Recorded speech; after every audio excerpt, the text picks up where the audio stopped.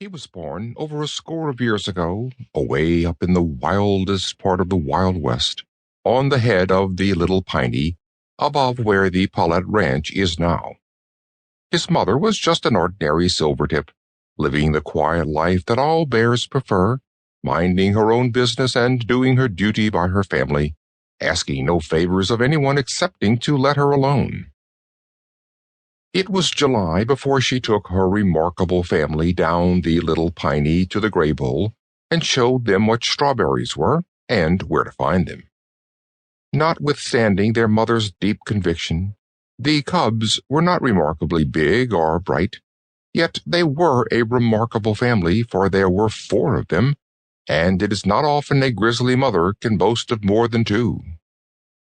The woolly-coated little creatures were having a fine time, and reveled in the lovely mountain summer and the abundance of good things. Their mother turned over each log and flat stone they came to, and the moment it was lifted, they all rushed under it like a lot of little pigs to lick up the ants and grubs there hidden. It never once occurred to them that Mammy's strength might fail sometime, and let the great rock drop just as they got under it, nor would any one have thought so that might have chanced to see that huge arm and that shoulder sliding about under the great yellow robe she wore. No, no, that arm could never fail. The little ones were quite right, so they hustled and tumbled one another at each fresh log in their haste to be first, and squealed little squeals and growled little growls, as if each was a pig, a pup, and a kitten all rolled into one. They were well acquainted with the common little brown ants that harbor under logs in the uplands, but now they came for the first time on one of the hills of the great, fat, luscious wood ant, and they all crowded around to lick up those that ran out.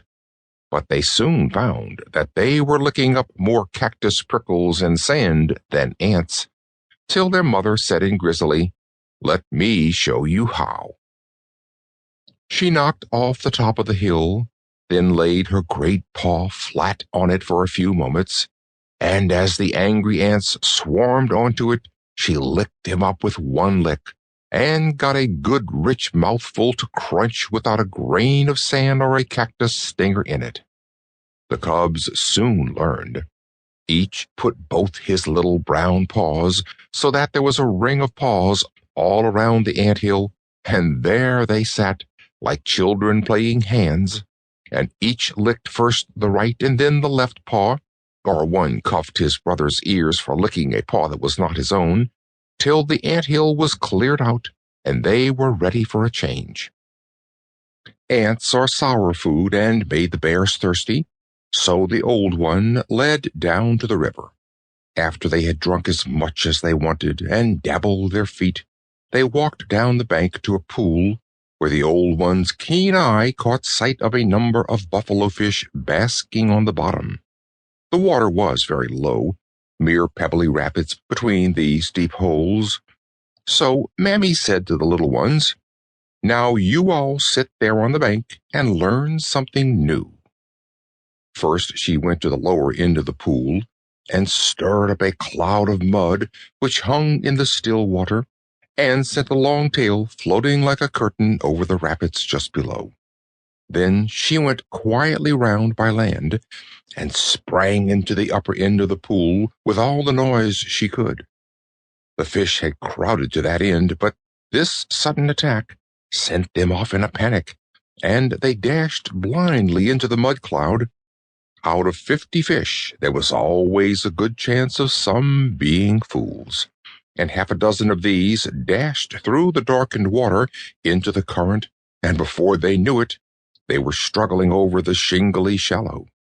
The old Grizzly jerked them out to the bank, and the little ones rushed noisily on these funny short snakes that could not get away, and gobbled and gorged till their little bellies looked like balloons. They had eaten so much now, and the sun was so hot, that all were quite sleepy. So the mother bear led them to a quiet little nook, and as soon as she lay down, though they were puffing with heat, they all snuggled around her and went to sleep.